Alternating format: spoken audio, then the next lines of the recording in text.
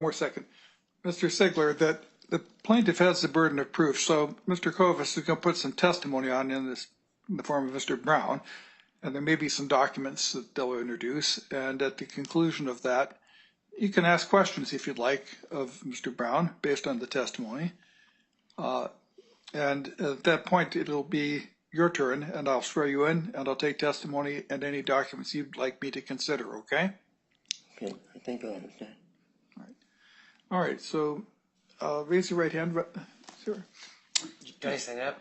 No. Do you swear or affirm under penalty of perjury any testimony you provide in today's trial be the truth, the whole truth, nothing but the truth? I do.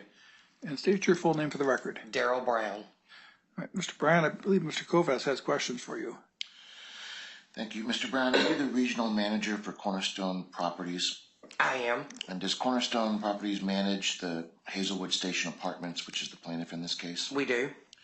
Is the property located at 14715 East Burnside Street, number 208, Portland, Oregon, 97233, located within the Hazelwood Station Apartments? Yes. Is the defendant, Mr. Sigler, a tenant at that property? Yes. In number 208? Yes. And the gentlemen that were present, is it your belief that they are also residing in the premises? Yes. Okay, so we could include them under all other occupants. That is correct. Okay, so on October 26th, 27th, did you present a termination agreement to the defendant for signature? I did. In front of you is a copy of that agreement. It's marked as Exhibit 1. Is this that agreement? That is correct. Okay, Your Honor, I provided a copy of Exhibit 1 to the defendant and to the court. All right, Mr. Sigler, that is a document entitled Settlement Agreement. It's Plaintiff's Exhibit 1. Did the defendant sign that agreement in the office? He did. Did you explain to him what the agreement was about? I did. And can you relate that conversation? So not only did I have a copy of this, just a blank document, I also had the one that I drew up with his information on the top. And as you can see in your exhibit, there was 3 different payment arrangement amounts that at first it was going to be $3,300 if he did it within 90 days. If he did it within 60 days, it was $4,200. He came back and said he could do it within 30 days, so that gave him, actually, you see on here the amount is $5,000. However, I still have in my possession the copy of the cashier's check that we actually increased it to $5,500. As you can also see, you can see my initials there where we cross that out because then we put the date in there, the correct date of November 30th for him to be vacated out. You can also see the signature. My signature was dated on the 26th. I did not catch the fact that he signed it, but he dated it on 10/27/2023. So Mr. Sigler took part in negotiating that is the correct. date and the amount? That is correct. So not only did I also have the blank copy in front of me that he had, I made sure that I read every line by line, explained it in detail. Matter of fact, I believe if I can recall correctly, the day that we was in the office discussing this, I believe I spent 1 hour and 30 minutes explaining what was going on and the reason for this happening. So there were several reasons that caused you to propose this agreement. That is correct. Do those reasons include that it's a low-income housing tax credit and the defendant failed to get recertified in August? That is correct. Could you have served a notice of termination for that? That is correct. Did the defendant cause a serious bed bug infestation in unit number 208? That is correct. And has that been treated several times? That is correct. Still ongoing? Right now, yes, I would say yes. That was one of the calls that was going to be coming up, is even getting him out or having him move out. We have contacted pest control. So before we can even rip the carpet and the carpet back out of there and take it out, we have to treat it one time, and then we have to turn around. As soon as we remove everything out, the flooring out, we have to then treat it before we put the new flooring back in. And you could have served a notice of termination for that? That is correct. Does the defendant have unauthorized occupants living in the property? Yes. Why do you believe that? On November 30th, to be exact, that was the day that Mr. Sigler was here. I had to fly back in from Tennessee to come to Portland to present the check and collect the keys and walk the unit. Mr. Sigler, I had the maintenance guy go down because I was busy in the office, and I had Mr. Sigler come down because the phone he has, it was disconnected. Mr. Sigler came into the office and said, I asked him how he was on getting everything out because I was here with the check. He said that he would try to have everything out by 5 o'clock. 5 o'clock rolled around and I had no keys and no Mr. Sigler back in the office. So I went to the defendant's door, knocked on the door with myself, the property manager, and maintenance to see if there was any movement of anything coming out. There was not. When I entered, I asked Mr. Sigler because several of the tenants it was informed, again it's hearsay, but several of the tenants informed that Mr. Sigler was going and opening the door and allowing his code to be used to allow homeless into the building. When you say code, you're saying that There's a keypad access to to get inside the apartments. Could you have served a notice of termination? I sure could have. So instead of these various reasons you could have served a notice of termination, you chose to come up with a voluntary agreement that might work for both sides. That's correct. So, and has Mr. Sigler picked up the check? No. Okay. The agreement was with the check is once we get keys, once we walk the unit, they get the check. Because that way, if there is a deposit on the account, if for some reason that there's damages or whatever, which in this case, I mean, there's only on that unit is a $500 deposit that Mr. Sigler didn't even put up. So we don't need to get into the deposit, but is it your understanding that Mr. Sigler is still in possession of the premises as of today? He is, along with the two gentlemen staying there too, which on November 30th, that's when I was observed the fact that the gentleman that was sitting next to Mr. Sigler was sitting in the recliner chair in the apartment. Mr. Cropper was sitting on Mr. Sigler's side of the bed watching TV, and the gentleman in the recliner didn't even know who Mr. Sigler was. When I asked, do you know what this man's name is? So are you asking the court to enforce the agreement, award you possession of the premises together with costs and attorney's fees? That's correct. And again, last question is just to confirm, did you have any questions as to whether or not he understood the agreement? I specifically asked, not saying that I was trying to do anything harmful or anything like that. I asked him personally, do you understand everything I'm explaining? Do I need to go over anything? He left the office literally and said he would be back with his decision. So he had time to think about it. He came back willingly signed this. So can't say if he took it to somebody else to look it over. I just know that I explained it and he told me personally and that again, he understood. Both the vacate date and the amount were the product of a negotiation with Mr. Sigler. That's correct. Did he have anybody with him, any caretakers, third parties?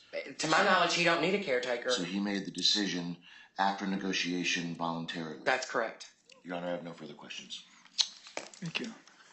Mr. Sigler, do you have any questions of the witness based on the witness testimony? Yeah. Okay. When I came down and seen you, you said... Yes, hold on just a moment. Mr. Kovas, can you pull his microphone closer? Yes, Your Honor. If I can't hear the question, I won't understand the answer. Thank you. Okay. Go ahead. On the day I came down and seen him, we were sitting there and he talking to me and said if I could find somebody by 3 o'clock that day, who would take over the lease, that he'd void the lease. Mr. Sigler, this is the time for you to ask questions of the witness if you wish to. I'm going to give you an opportunity to testify on your own behalf in just a moment, but that didn't sound like a question. Do you have a question of the witness? Yeah. Okay. No. Was it my understanding that you did offer me $300? I'm Not sorry? $300, but you offered me, if I found somebody by 3 o'clock, to bring him in, and you void that contract and rewrite a new one, a lease, to the new tenants. If I could find somebody by 3 o'clock that day. And then you came up and started harassing me, asking me, am I going to be out by 5 o'clock? If you can answer the question. I can? Okay, because I was kind of confused. So, Mr. Sigler, I will say this. I never said that you could find somebody to take over the lease, because the thing is I can't let somebody just take over a lease in an apartment that you have. I said that if you want, you could take time to think about it, that I was leaving the office for the day at 3 p.m. I left the office that day at 3 p.m. However, you still came back the next day. I was still in town, but you came back the next day and took the offer when I was there. I mean, like I said, if you look at the exhibit that you have in front of you as well, I dated it on 10/26/2023. You came back in at 10/27/2023 and agreed to the terms. Never said nobody could live there. And again, like I said, the amount stated here was the different amounts based on 30, 60, 90. And even then, I don't know how it happened, but the cashier's check got cut to your name for $5,500. I even came back before then, to explain that, hey, I have this in hand, but on the 30th, and I've never harassed this man. I went on November 30th before I left at 5 o'clock because, again, I have checked that I was supposed to present to you if I had keys. When I went there at 5 o'clock, you were not out, so that's null and void. Thank you, Mr. Brown. Additional Mr. questions? Sigler, do you have anything further to ask this witness? Okay. I gotta think a minute. Take me a minute. But you didn't explain this contract to me about putting gates where I couldn't even see anybody or talk to anybody about it.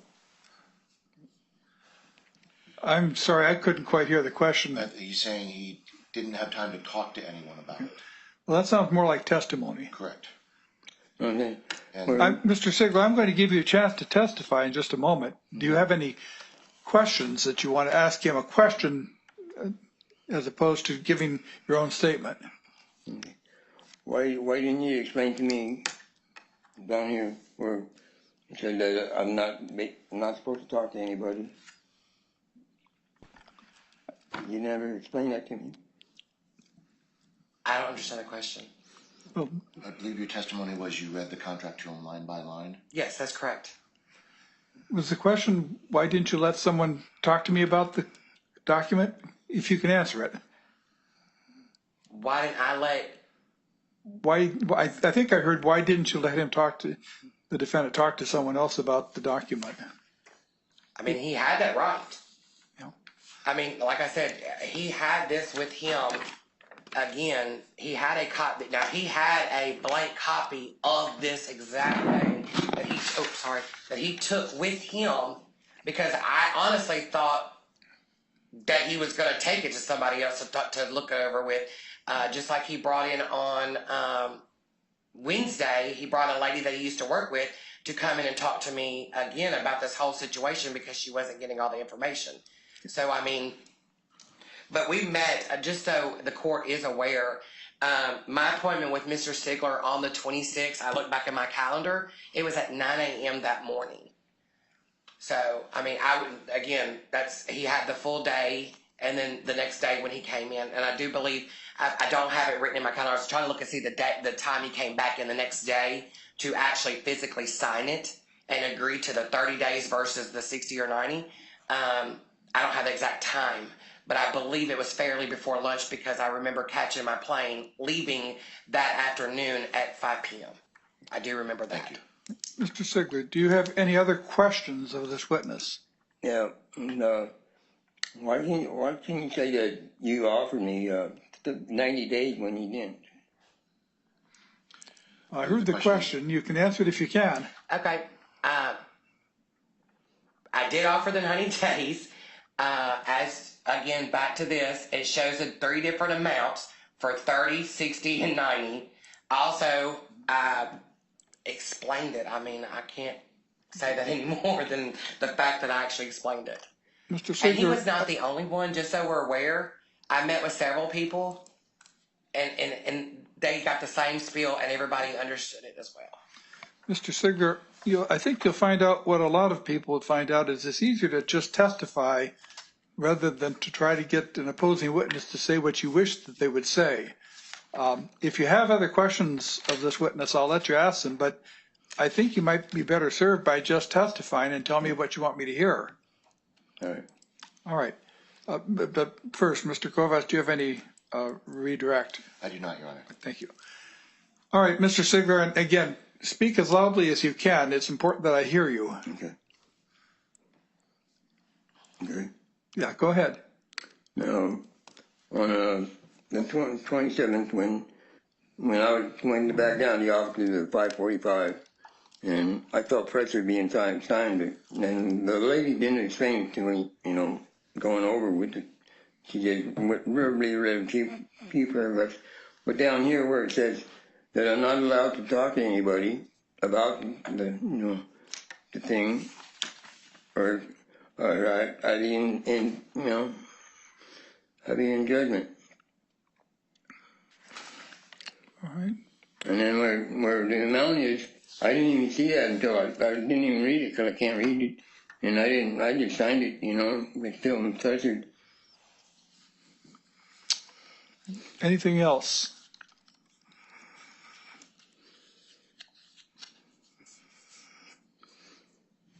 Anything further you'd like to tell me? Yeah, on this, where the amount is, and the 3,200 for a 1-bedroom, and 4,200 for a 2-bedroom, which I have. I think you're talking about the Portland City Code. Yeah. Yeah. Anything else? No. I think you have a couple of witnesses, but I want to make sure I've got your testimony. Anything else you want to tell me about this case?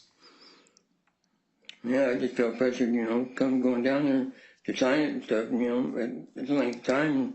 I wanted to take a copy, but they wouldn't let me. They said, no, you have to stay in the office. So I wasn't able to take it to show it to anybody. Or if I could have, I wouldn't have signed it, All right. And I've been there for, almost 20 years, and I didn't have a rental release, type lien or what lease, and they just came up with one for the last 2 years, and I've been paying, each month, and then they tried to raise my rent up. It was $446, then they tried to raise it up to $629, and they found out they couldn't do that. They could only raise it to 10%, so now I'm paying $477. all right. Mr. Kovas, do you have any questions of Mr. Sigler? I do not, Your Honor.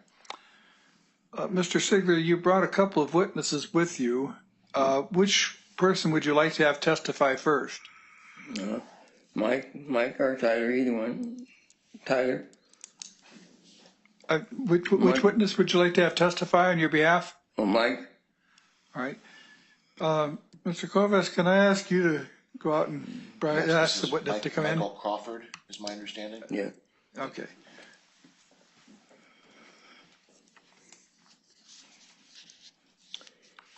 He's been taking care of me. I've known him since we was in diapers, so.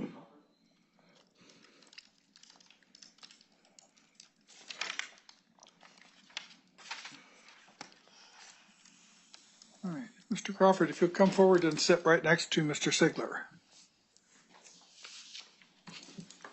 And I will swear you in and we'll take your testimony.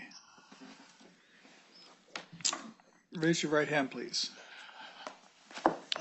Do you swear or affirm under penalty of perjury any testimony you provide in today's trial be the truth, the whole truth, and nothing but the truth? I do. All right. State your name, please.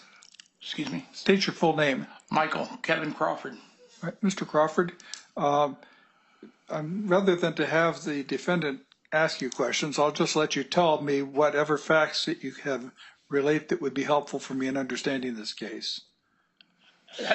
The whole thing over this contract, I know somebody else there that got the contract too, and they didn't stipulate in their contract anything about not talking about it and owing $2,000 on top of court fees. I mean, why wouldn't it be if everybody's getting these 30 days and instead of 90 days, because I thought in Portland you got 90 days. So how does that contract benefit him at all? He has to rely on an apartment for one to let him in 30 days. where he would have got 90 and he would have got the money 45 days into that, where they just told him, the regional manager said on the way out the door when he came bursting in there with his profanities, that's off the table. That money was off the table then, but they've offered it to him again. And it makes no sense. I mean, why couldn't they just give him his 90 days and do it the right way? They got him to sign. He said on the phone to him before he went down there, I'll come down and talk to you, but I'm not signing anything. Because he said he wanted people to look over what he was going to sign. That wasn't going to happen. He was down there not even 10 minutes, and they got him to sign. Anything else? That's basically it. I mean, is that contract, I don't see how it could be any good. All right. It doesn't benefit, but I was always under the assumption that it benefits both parties. Just to clarify, you said that Mr. Sigler went down and signed it in 10 minutes. Do you know what day that was? I forget what day it was. If you know it. Huh? Only if you know it. Yeah, I'm not sure what day it was exactly. But a friend of ours, mutual friend, she walked down there with him. All right. Anything further? That's mainly it right there. And if that money was off the table, I mean, I thought, is it going off the contract? Is that what he's getting evicted for? Is it an eviction? Or is it a breach of contract? Which is it? It can't be both. Anything further? I guess not. Mr. Kovas, do you have any questions of Mr. Crawford? I do. Mr. Crawford, you said that he went down there. You said you talked to them on the phone on the 26th. So you were present in the number 208 at that time. Excuse me? You were present in number 208 on or about October 26th When he went down? Mr. Sigler went down to the office. Correct. And you were present again the next day when he went down with a friend and he signed it in 10 minutes. No, I didn't know him going down 2 times. Okay. So, and you were present on going November, down 1 time. And you were present on November 30th when He burst in. my client went there. So do you live at the property? No, I'm there a lot though because I do all his shopping, I do his laundry, So I take care of him You're not basically. claiming any residential interest. No, I live right up the road. I live just like 10 blocks away. What is your address? 16200 East Burnside. So you don't have any right to be at the property unless you're a social guest. Is that right? Yeah, So you said that on the day he went down to sign the agreement, he went with a lady? no, I didn't say that. I said he went down with her. Okay. And so on the 26th, when he came back to the number 208 and you were present, he had the agreement with him. Did you look at it? I did. Okay. So he did have someone look at it. After the fact, after he had signed it. Okay. But you were present on the 26th and he came back with a copy See, of I the never agreement. knew he even went 2 times. Huh? I never knew he went 2 times. Okay. 2 days in a row. I never said I did. Your Honor, I have no further questions for this. Well, I forgot to bring up my intercom. Yeah, they cut my intercom off, so I had no, physical contact with anybody. I've read the pleadings. I know that that's an allegation. Mr. Crawford, there were some questions that were asked of you on cross-examination. You're entitled to testify a bit further if you'd like to clarify or expand on your answers. Expand on my answer? Yeah. Well, don't know what I'm going to do. Is it over the contract? Is that what he's here about? Is he signed the contract? Yes, I think so. There was never no money waiting for him down there. He made that abundantly clear. And that's a breach of contract there because he never got the money. Never was told he could come down and get the money. I heard that when he left that night. Anything further? Just that. And he put a gag order on something that a judge could do. But I don't see a landlord or anything putting a gag order on somebody not to talk. Mr. Crawford, would you mind getting the the other witness and having him come in, and you can sit behind. But if you Want get me the to other witness, Go get him? Yeah. Is that okay? yes.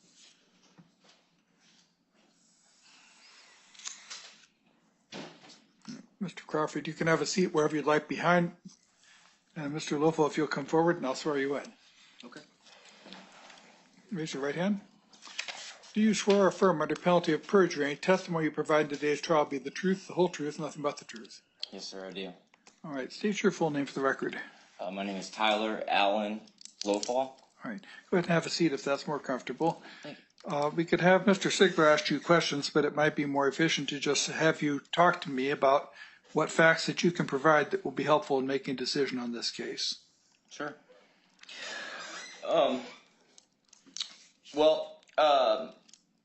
When I was asked to help him, I didn't really know much about the situation at all. And I started looking at the paperwork and going over, trying to get my head wrapped around where it was in the grand scheme of things with the totality of everything. And I understand that it's hard to work with him. He's harder to communicate with sometimes because it's hard for him to talk, and fall through some stuff. It's a little difficult, and I don't mean to that to sound difficult, but I understand how he could have some difficulties there. And when I was reading and seeing the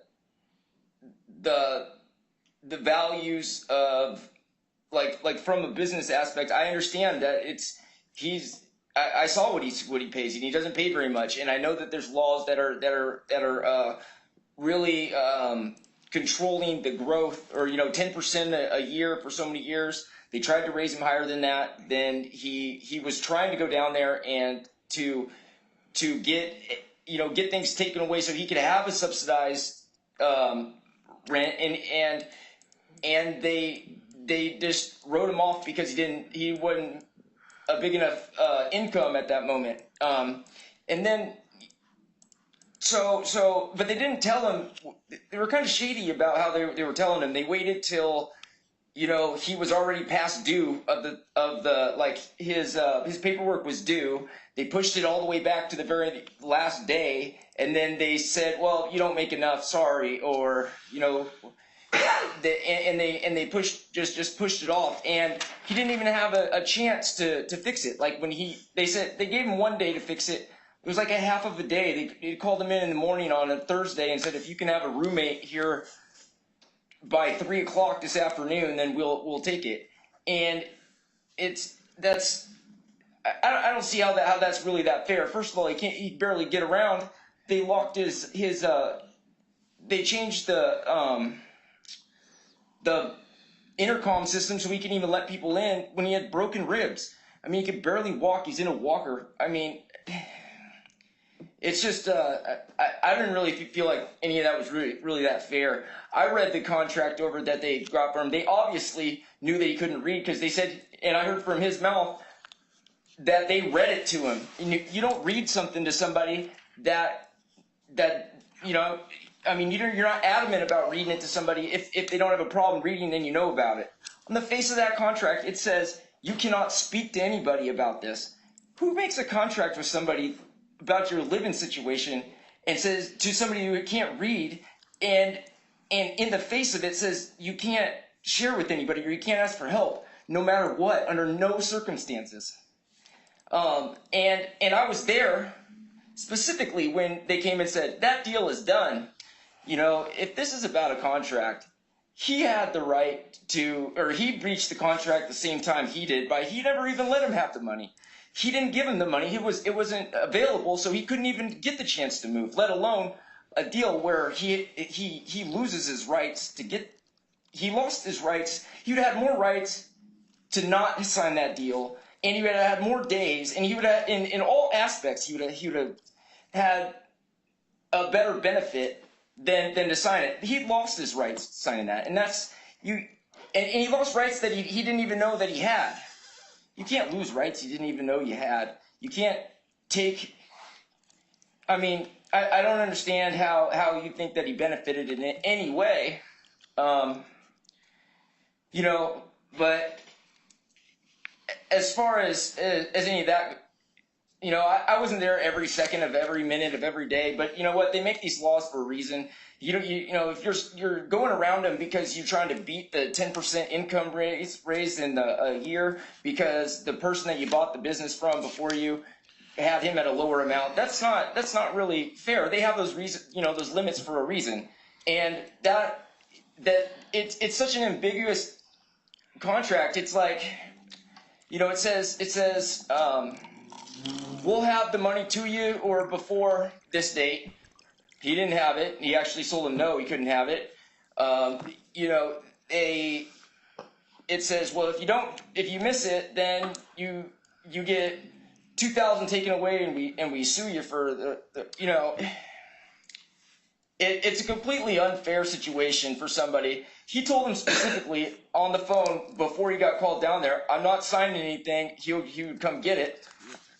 They push it on him, like, and they make him scared that he's not going to get anything, and so he thinks that he's gonna get something, and then he doesn't. You know, I mean, the actions of blocking and changing somebody's like access to the gates is pretty rough. And then he comes in thinking he's by himself, kind of bullying him, like yelling at him out the door. And when he finally stepped up and said, "Hey, who are you? You know, I don't find this very professional. I'm the regional manager." That's his response as he's walking past Leroy, who's 5'0" and got broken ribs. I don't know. The person who intervened on Mr. Sigler's behalf was Mr. Crawford. Is that what you said? Is that right? Yes, sir. Okay.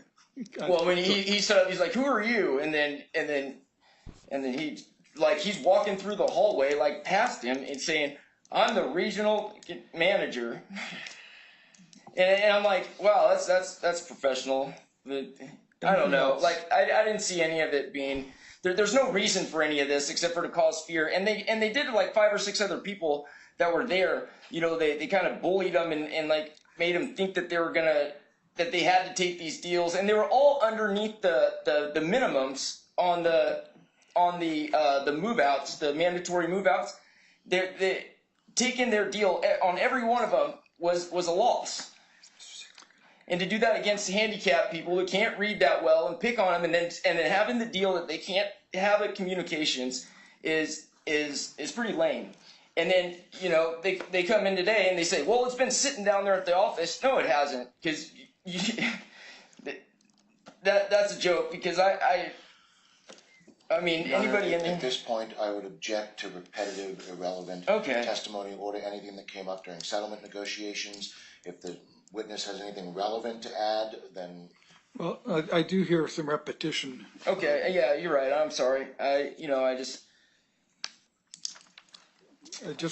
want you to be able to testify to anything that may be helpful to me, but one time through, I'm listening. Sure. Well, you know, I guess you know what I feel needs to be said's been said. I feel that they definitely, you know, leading somebody to believe that they're gonna have a different outcome is not really that fair, and they did it multiple times, and putting the fear of that they're going to be kind of stuck in on the streets, and then like guiding them into like a trap is just not. It's not a good business play. It's not ethical. It's not. Objection. This has already been stated. It's not relevant. I think it is a repetition of the testimony. I'm done. Thank you. Mr. Kovas, do you have any questions of Mr. Lowfall? Briefly, Mr. Lowfall, you were present in the premises on October 26th and 27th? Because you said you were present when they called him. I was there definitely on the 27th when he went down there and signed the. So you could have gone down there with him. I could have. Okay, and he had a copy of the agreement with him. Yes or no? No. Well, he brought it back. I mean, he Okay. didn't have it before that, as far as I know. Okay, so you did not see him with a copy. No, but I heard him on the phone Okay, before so would that. it surprise you to know that he testified that he had a copy with him when he left on the 26th? Did, Well, I know that they had questioned him about several of them. I didn't know that he had the same one that he ended up completely, and actually he didn't, because they changed the value, the dollar amount on the money they were paying him to move out earlier. They changed it three Okay. times. and do you live